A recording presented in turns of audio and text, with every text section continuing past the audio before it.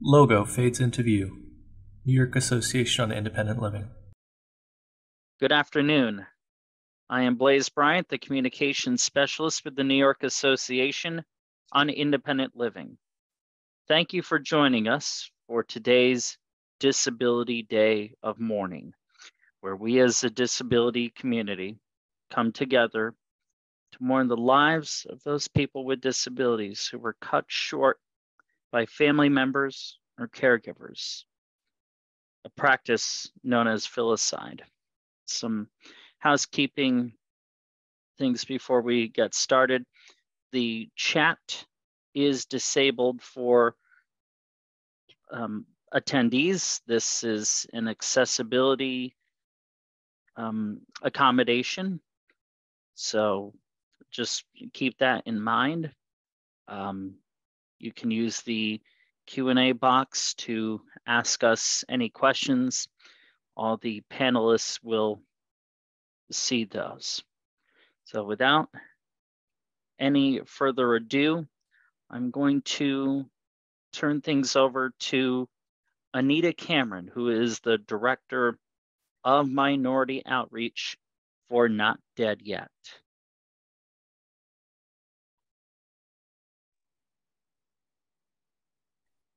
Thank you, Blaise.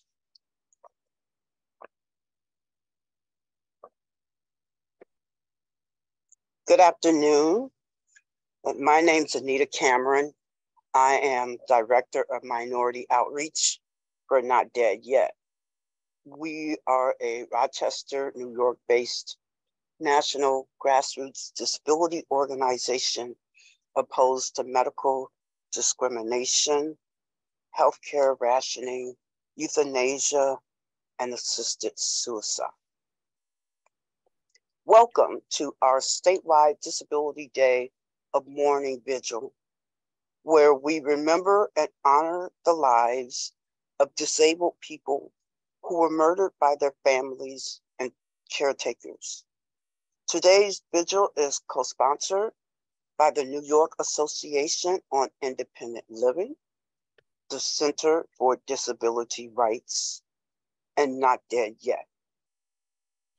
The first Disability Day of Mourning was held in 2012 by the Autistic Self-Advocacy Network as a response to the murder of George Hedgie, a 22-year-old autistic man from California, by his mother. Autistic Self-Advocacy Network has continued to organize the event each year, partnering with other disability rights groups, including Not Dead Yet, the National Council on Independent Living, the Disability Rights Education and Defense Fund, ADAPT, and the American Association of People with Disabilities. The Disability Day of Mourning is a national event with 30 to 40 participating cities each year. To me, this is deeply personal. And let me tell you about it by reading an article I wrote several years ago called "Killing Children with Disabilities is Murder, Not Mercy." I used to write for Yahoo Voices, and what I wrote was inspired by a fellow author who wrote a story about a mother murdering her disabled child. The story received hundreds of comments from other authors and readers, all who expressed sympathy for the murderer. That so outraged me that after calling out the author and others who sympathized, I wrote this. As someone born with severe disabilities, for which the highest expectation was to be institutionalized, I know that my parents could have quietly snuffed out my life and in many circles would have been seen as heroes for ending my suffering. I've read many heartbreaking stories of parents who took the lives of their children with disabilities, and without fail, someone would make excuses for that parent, saying that They were under stress due to the burden of raising a child with a severe disability. Yet had that parent murdered their non-disabled child, that person would most likely be seen as a monster, not as someone who loved their child and who was doing what was best for him or her. I learned early in life that I was considered a burden, and there were clear differences in treatment between me and my twin sister, who was non-disabled. Some of my parents' friends were cruel enough to speak their thoughts to them in my presence, saying, "Why bother with her? Put her away and be done with it. You have another child to consider." When I was ill, and that was often, they were encouraged in some cases by doctors to let me go. Fortunately, my parents did not listen to that advice. The heart of the matter is that society in general sees little to no value in the lives of children with disabilities. It's assumed that their lives are miserable and that they will grow up to be burdens on society, living at the public's expense. It's easy to put forth the excuse that the child is suffering and would be better off dead. As a child, my disabilities and their treatment involved lots of physical pain, but that was nothing compared to the psychological torture of knowing that there were people who wanted me to die because I was disabled, or who thought that my sister was better than me because she was normal. Even today, the pain of knowing that there are those who feel that I and others with disabilities do not deserve to be alive sears my very soul. The pain is unimaginable.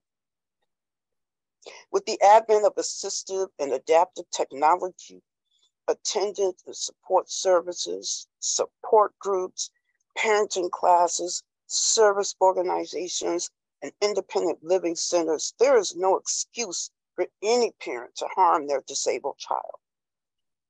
Parents who do so must face the same punishment and societal repercussions as someone who's harmed a non-disabled child. The murder of a disabled child is just that, murder. It is not an act of mercy.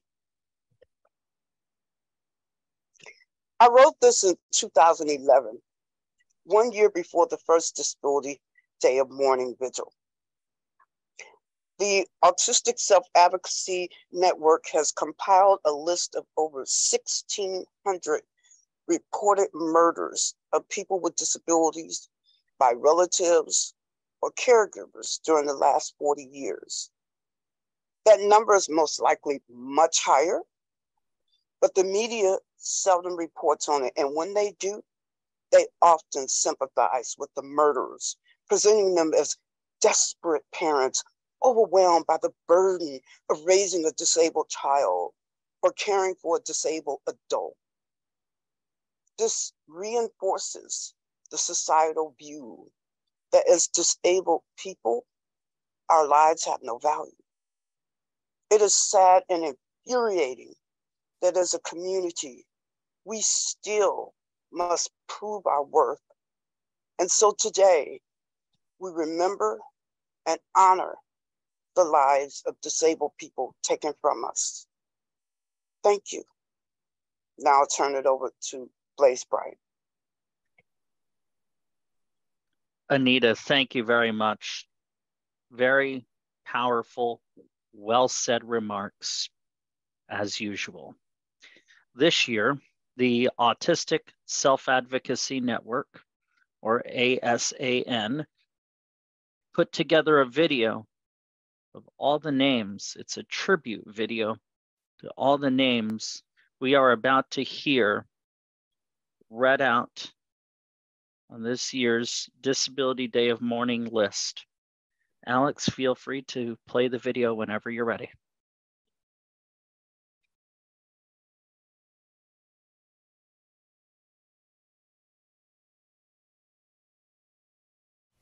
Julie Jensen, age 40. Michael Snyder, age 43. Amber Haig, age 19. Sophie Jaworski, age 83. Dalton Gilmer, age 63. Sherry Lavery, age 50. Kathy Wangler, age 48. Richard Fowler, age 34. Maria Alvarez, age 2. Rhonda Casto, age 23. Debbie Holden, age 58. Charlie L., age 30. Evan Hemsley, age 14. Adam Snyder, age 8. Patricia Mulder, age 66. Abby Spear, age 33. Angelina Costello, age 3. Jimmy Anglin, age 27. Jesse Wilson, age 10. John W. Nichols, age 77. Surjana Reddy, age 12. Vishnu Vardhan Reddy, age 12. Comfort Thompson Payne, age 18 months. Elsie Green, age 65. Wendy Henson, age 74. Samantha Fraser, age 38. Zamira Dominguez, age 5. Mark Randolph, age 50. Julie Burdett, age 61. Stephen Ehrig, age 77. Name unknown, age 42. Penny Clark, age 45. Brian Hagenes, age 61. Brenda Venables, age 48. Barbara Walsh, age 85. Kyrell Matthews, age 2. Harmony Montgomery, age 5. Ana Vasquez Rodriguez, age 68. Donna Harris, age 53. Patrick Callaghan, age 23. Shirley Brewer, age 48. Megan Tott, age 42. Tracy Hamby, age 37. Gerald Walton, age 21. Eduardo Jose, age 17. Kelly Ray Woods, age 5. Angela Wen, age 11. Name unknown, age 63. Cameron Joseph Gordon, age 3. Kalia Titford, age 16. Nicholas Colatrella, age 83. Enadina Soak, age 47. Cadence Langley, age 14. Mr. Mukai, age 51. Felicity May Harvey, age 20 days. Connie Hunt, age 72. Genevieve Adienge, child. Travis Scott, age 13 months. Name unknown, age 68.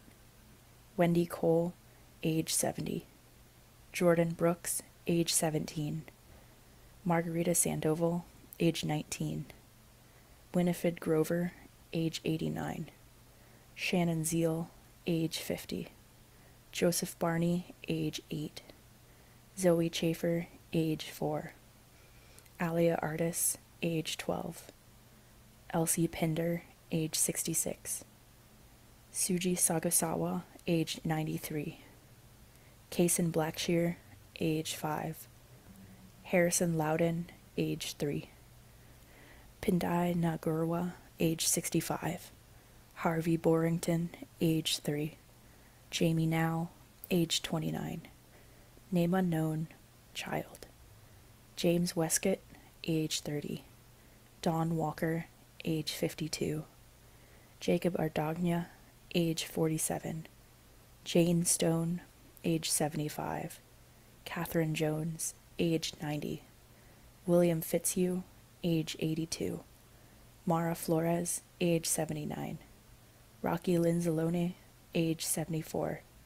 Name unknown, age 23. Name unknown, age 5 months. Svetlana Shirieva, age 23. Janice Hunter, age 75. Mandy No, age 38.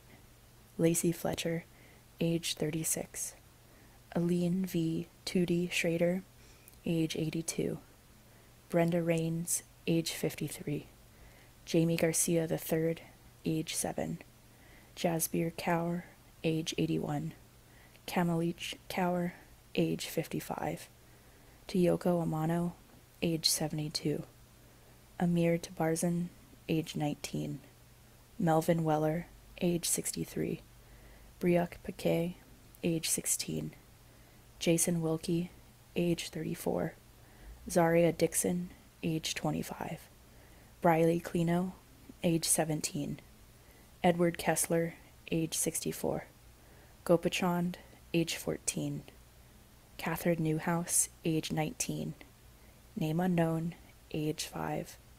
Rosemary Webster, age 85. Thomas Conley, age 63. Trishawn Brown, age 7. Garija, age 68. Helen Laurie, age 83. Megumi Yamada, age 46.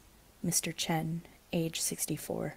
Stephen Earle, age 59. Heather Baynard, age 14. Richard Rutherford, age 87.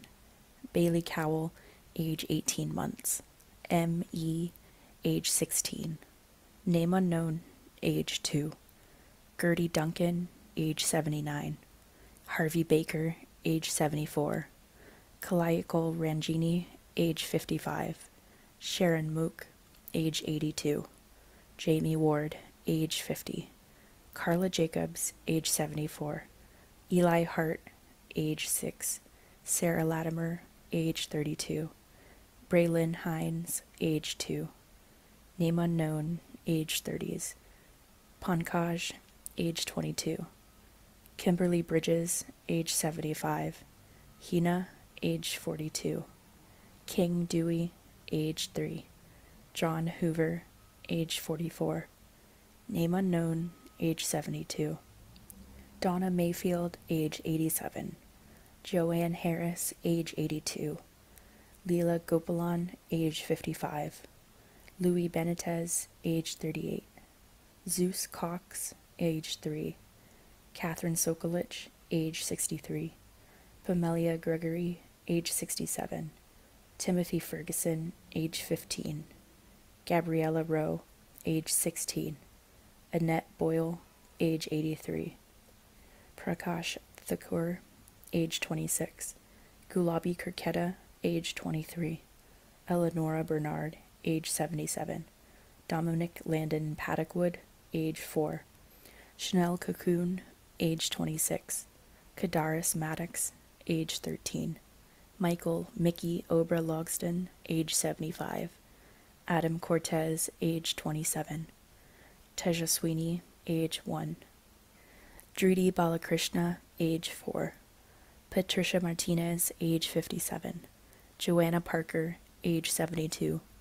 Barbara Wilshire, age 92. Miss Shi, age 3. Amora Lou Milburn, age 3. Name unknown, age 70. Yatming Lai, age 5. Jonathan Runyon, age 48. Ernest Sina Sr., age 62. Sandeep, age 47. Andres Huertas, age 37. Frederico Mendez, age 10. Joshua Jurek, age 18. Louise Nash, age 12. Name unknown, age 11. Name unknown, age 15. Bernadette Stedman, age 92.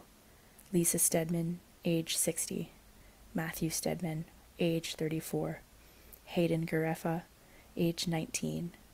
Hunter Drew, age 3. Kanan Cuddy, age 39. May Brown, age 87. Shanice Watts, age 34. Teruko Fujiwara, age 79.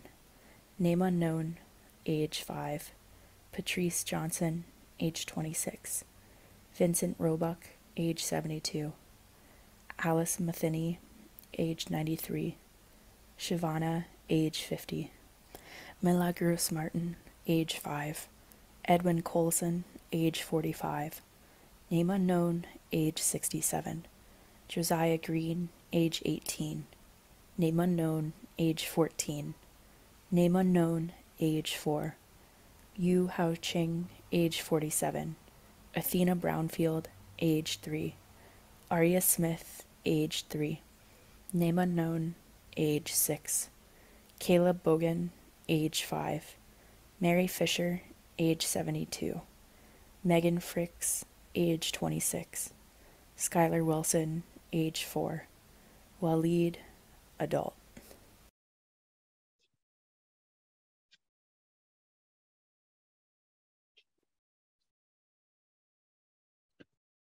Thank you very much for playing that video, Alex. There really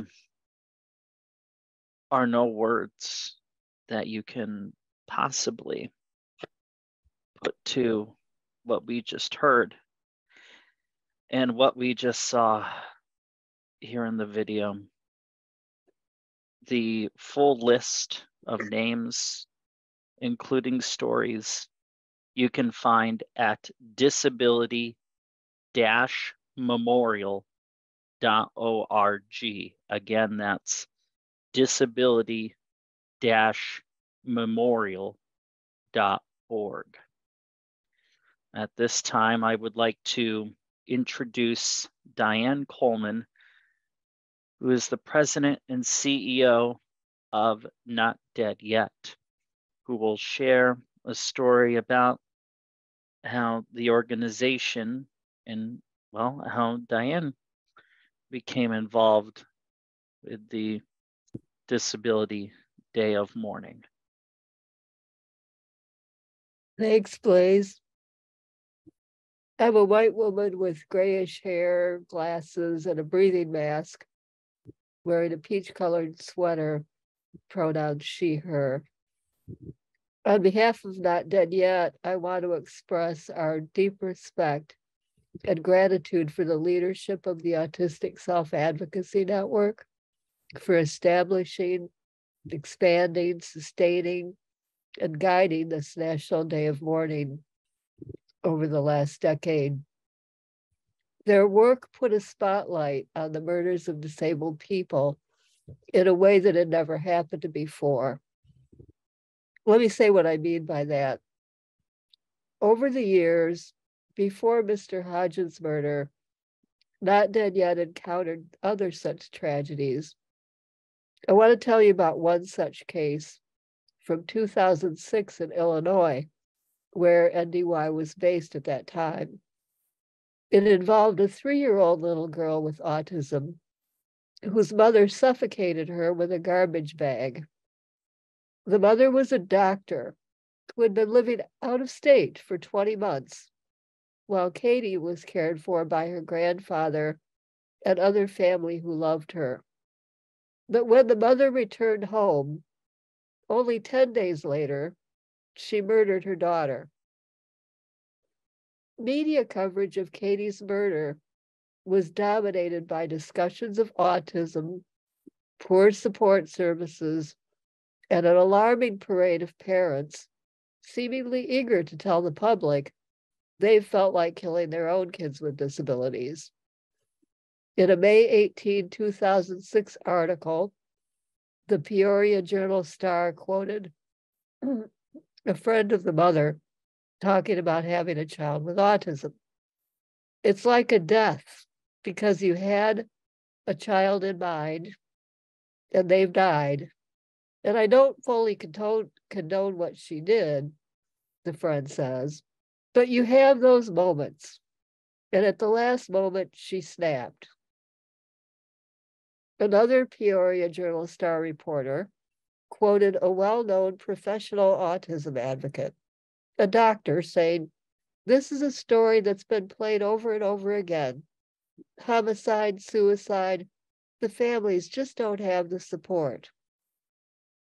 A columnist quoted the legislative director of the Autism Society of Illinois, who said in part, "Parents' feelings of isolation and despair are the norm, not the exception."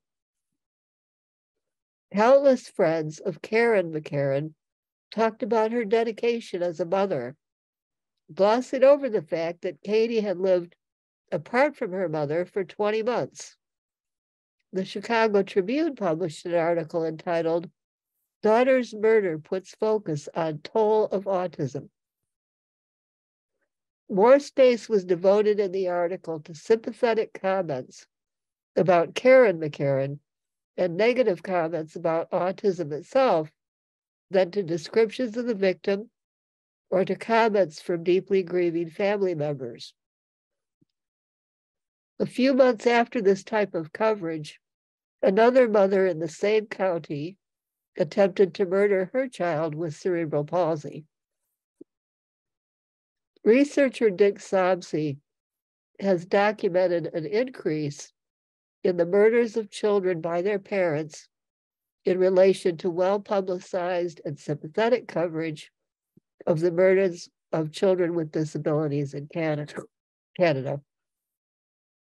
Articles about the alleged murder of a person with a disability should not contain more about the disability than about the victim as a person. More space should have been devoted to grieving family members than sympathetic friends of the accused killer. But there's another reason I want to shine a light on Katie McCarron's case. Katie's loving family members released a photo of her smiling and pushing a baby doll stroller down the sidewalk and spoke about this happy little girl. They did not come to the murderer's defense. At the same time, across Illinois and beyond, disability advocates blasted the terrible media coverage in multiple outlets and demanded the same justice for Katie that any child should receive. And the result was that Katie's mother was prosecuted, tried, convicted of first-degree murder, and sentenced to 36 years in prison. This is what we're doing today and in every day of mourning.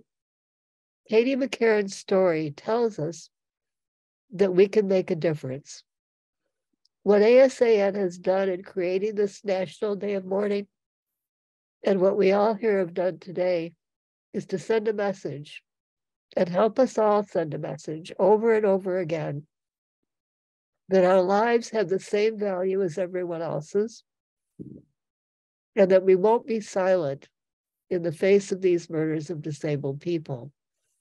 We must always condemn these murders. Thank you all for being here to demand the equal protection of the law. Now let me share a few stories of brothers and sisters who were murdered in New York just this last year. Edward Kessler of Elizaville, New York, was strangled to death on February 7th, 2022. He was 64 years old. His disability has not been specified. However, the Disability Memorial website does list him as being a vulnerable elder.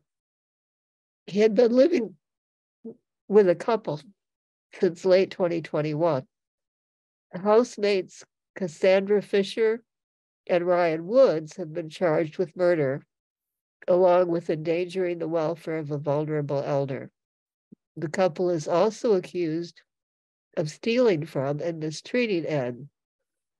According to the Mid-Hudson News, both Fisher and Woods have previous arrest records when they lived on Long Island. 17-year-old Briley Clino of Auburn, New York, died from neglect on February 25th, 2022. Briley had Rett syndrome, along with other health issues, and could not independently get out of bed. Hospital staff said she had severe, untreated bed sores and called the police. One nurse told WSYR-TV they saw Briley wearing a diaper with bloody fluid. There were also pins, rods, and screws poking out from her skin, along with ulcers on her butt. They arrested Briley's mother and her fiancé. Jennifer Clino and Brian Burns were charged with endangering the welfare of a child.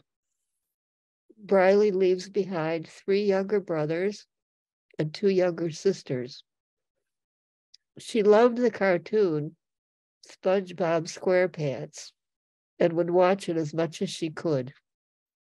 Many of her things were SpongeBob themed. Jennifer Clino never reached out for help when Briley's health worsened. Brian Burr said they forgot to change the battery in a baby monitor. A 72-year-old man with an unspecified disability died in his Brooklyn, New York apartment on June 30th, 2022.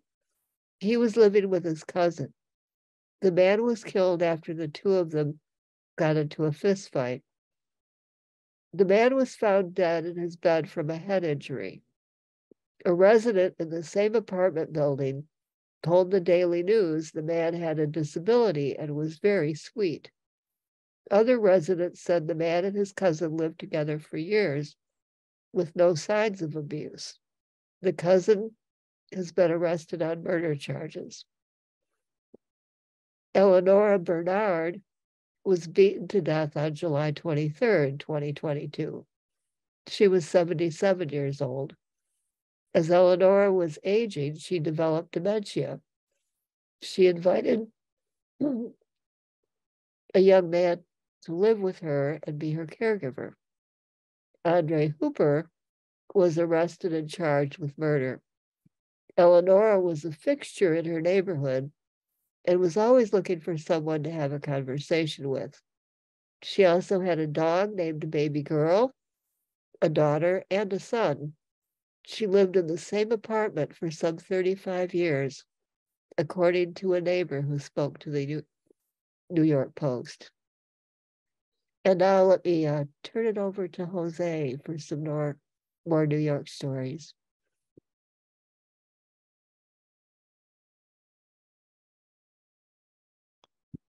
Thank you very much, Diane. My name is Jose Hernandez. I am the community organizer for the Consumer Directed Personal Assistance Association of New York State. I want to thank Niall and everyone who asked me to participate in this. I'm honored. I'm going to continue reading the stories. The first one, Chanel Calhoun of Brooklyn, New York, was stabbed to death by her younger brother on July 24th, 2022. She was 26 years old and a wheelchair user.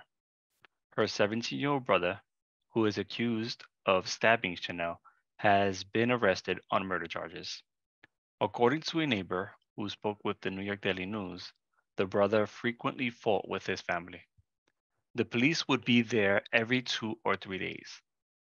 Shortly before stabbing Chanel, Chanel frantically called her mom because the brother came home. 37-year-old Andreas Urertas died on September 25th, 2022. He was beaten to death in his Bronx, New York apartment by his boyfriend. Felix Perez was arrested on murder and manslaughter charges. The headlines in the New York Post quotes Felix saying, "It was like a dream." In the same article, the reporting shows Felix text Andreas's mother shortly after killing him, saying he did something horrible. Andreas had diabetes and was receiving benefits. Neighbors remember him as a kind community man who always pitched in to keep the apartment building clean. Patrice Johnson of Queens, New York, was stabbed to death on November 18, 2022, in her house. She was 26 years old. When Patrice's home care arrived, they found her dead, along with her mother and stepmother and aunt. Patrice's nephew, Jabari Burrell, has been arrested on 3 counts of first-degree murder, second-degree murder, grand larceny, and criminal possession of a weapon.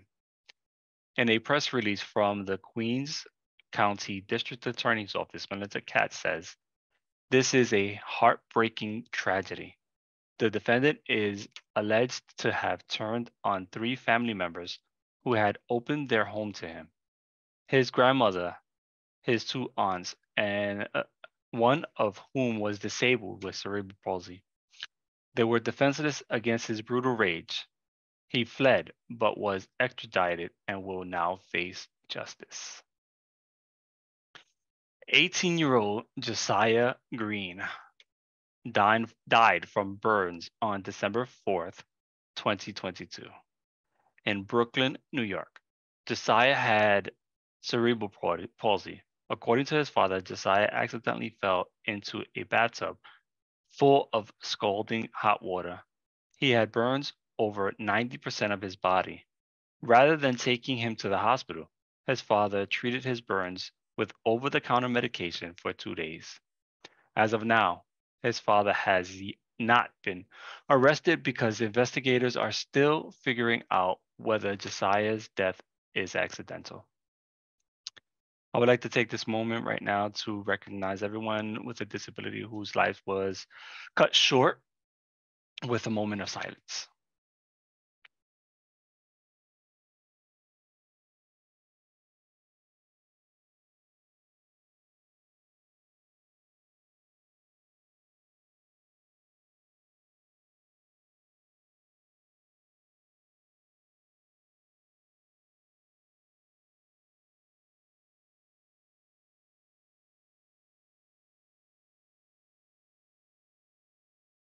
Thank you. Please. Diane and Jose, thank you so much for reading these stories and sharing these experiences. I now would like to introduce Erica Miller, who is a consultant for the Center for Disability Rights in Rochester, New York, who has a story of her own to share.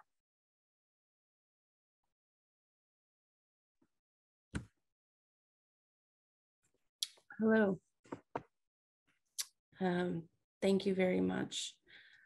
I am Erica Miller. I'm out of Rochester, New York. And I wanted to tell you a little bit about my own story, if I could for a moment. I came to Rochester in 2015, and I was relying on informal care. When that informal care went away, I went into a hospital where they started to scare me and tell me that I needed to figure something out very quickly, or I was going to be put into an institution. I got very sick, almost to the point of death, and they started to slow down my care. I thankfully I'm here today, so nothing bad happened to me, but I did throughout my time in independent living. I did see many terrible cases. I've been here about 8 years, and I wanted to tell you about my friend Heather. Heather Roselli was from Webster, New York, which is a suburb of Rochester. In 2017, when she was living in a group home in Webster, it was Father's Day. She was assaulted by 2 employees who had worked with her every day and was very familiar to her at the group home. She's a very sweet girl.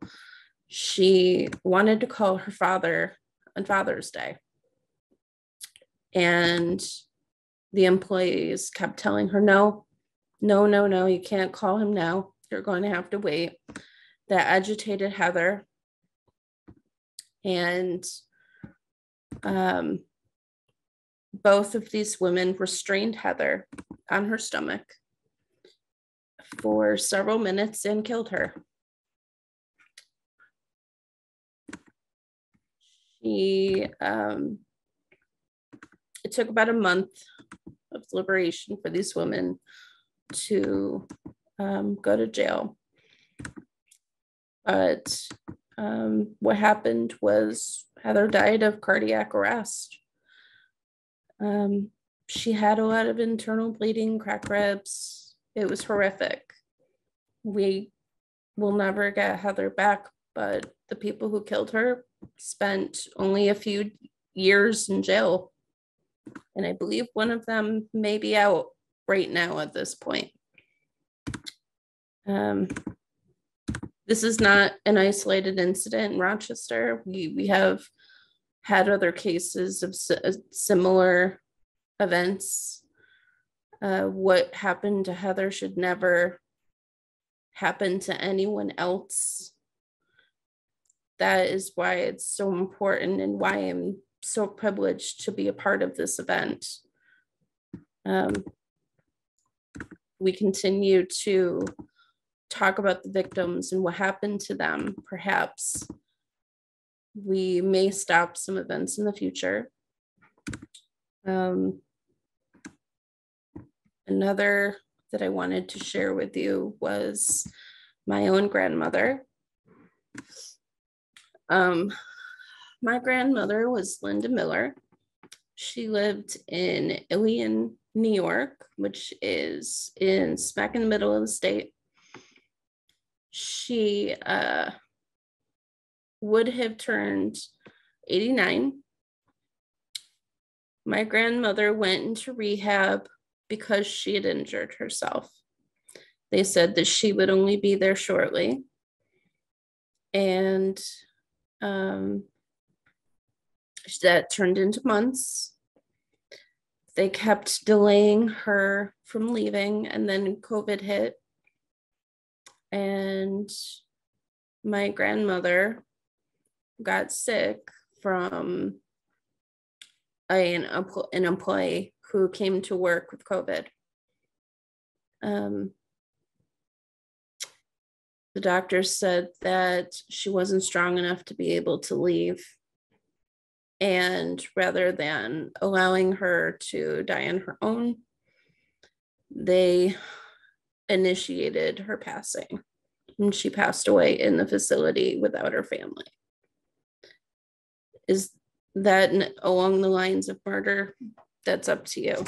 But I do think that we should also talk about these stories as well, because so many people passed away during COVID as well. In my time working in independent living, I have seen so many cases of people who have been abused and neglected and killed. And when it comes to Day of Mourning, that is an opportunity to honor each and every person, not just locally to Rochester, but across this nation. So I wanted to thank ASAN for putting on this event every year, and for everyone that's collaborated in this particular event as well, because it really is truly important to remember the victims and not those who have committed such horrible crimes. And I just wanted to thank you all very much for your time.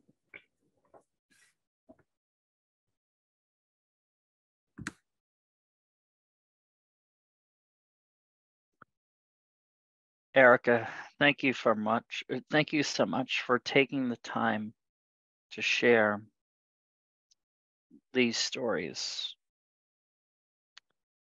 In the stories that we have shared, the names we have heard today are just a few of the many.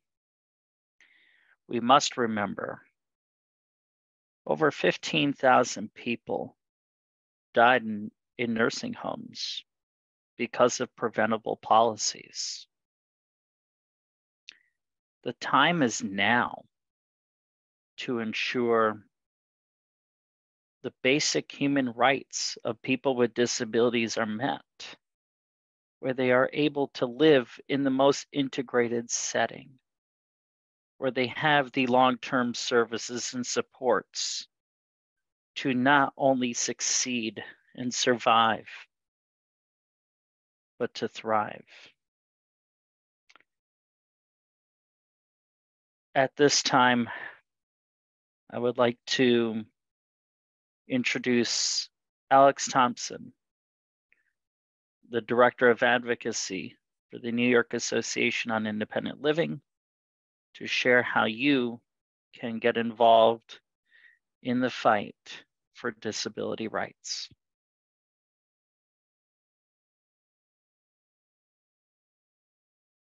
Thank you, Blaze. That was a great introduction. Yeah, we really must recognize the the many people that were lost in nursing homes. A large part of what we do in independent living is preventing institutionalization and getting people out of institutions. I'd like to recognize our partners for today's event, Not Dead Yet. Diane Coleman and Anita Cameron were speaking earlier about some of the work that Not Dead Yet does. Anita kind of laid that out, and I encourage people to get involved in some of the work that Not Dead Yet is doing. It's important to our lives as disabled people and how our lives are valued in society. I'd also encourage people to support the Latanya Reeves Freedom Act. That's something we've sent action alerts about. CDR, who's kind of one of our partners in putting this event together today, is a strong supporter of that, as we are, in making sure that people are able to that people have a right to live in the community, and that's something that we hear over and over again in some of these stories is people feel overwhelmed, or they feel like there's no hope in their life, and they do these horrible things to people with disabilities. It's not excusing that, but there's more we can do as a society in terms of valuing disabled lives. And I'd encourage people to connect with your local independent living center. Part of what independent living centers do is advocacy. And for this year's event, we did want to highlight New York specific stories from last year in 2022, to just kind of build the connection that this is happening in communities around New York State. This is not something that is foreign. It's very real locally in New York, and that there's really more that we could be doing to address this. So please reach out to your local independent living center. And of course, you can also follow and connect with Niall, sign up for our newsletter, and be in touch via social media. And we look forward to hearing and working with everyone on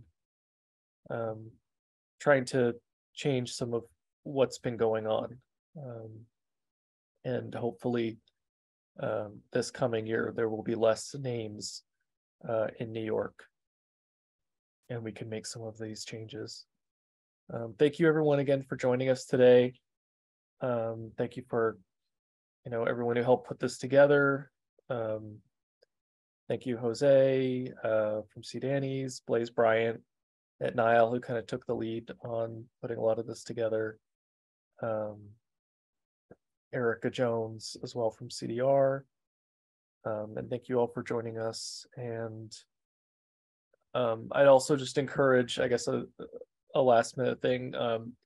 Some of these events can be kind of very heavy emotionally. So just to encourage everyone to do some kind of self-care today, just to take care of yourself and take care of each other. And we just have to support each other in the disability community. We still have some more time. If anyone does have anything they'd like to share, you can raise your hand as an attendee and I can unmute you. If there's anyone that has any other things to share. Other than that, I think that's kind of the conclusion of our program. While we're waiting for hands to go up, Alex, and thank you very much for closing us out. It's important to underscore the filicide that happened here in New York was all over the state, whether it was downstate in New York City Brooklyn, Queens, Elizaville, which is in very rural, I believe, rural Columbia County, near Hudson, New York, which is about an hour south of Albany, as well as the filicide which happened in Auburn, New York, which is right by Syracuse. Filicide happened throughout the country and throughout the world. As we really start ramping up our advocacy efforts throughout the month of March, as we do our collective best to ensure the moral document, which is the New York State budget, includes the best interests for people with disabilities. Every name we heard on the video or saw in the video, every story we heard, all of this must stick with us and must be the impetus or further accentuate the impetus as to why we collectively advocate for the basic human rights of people with disabilities. As Alex said, if you are not following us on social media or have not signed up on for our newsletter, I strongly would encourage you to do so. I would be doing a very bad job as communication specialist if I was not plugging that, because we have a lot of work to do. While there has been a lot of progress, there is plenty of work which needs to be done, and a lot of ways where you will be able to be involved. So again, follow us on Facebook and Twitter, as well as sign up for our newsletter. Alex, I am not noticing any hands that went up. I haven't either, so we can close out the program. Okay, well, we are ending quite early, and do take this time to do self-care, whatever that looks like for you, because this is a very heavy event. Thank you so much for joining us, and we wish you a good rest of the day, and we look forward to seeing you throughout our collective advocacy efforts.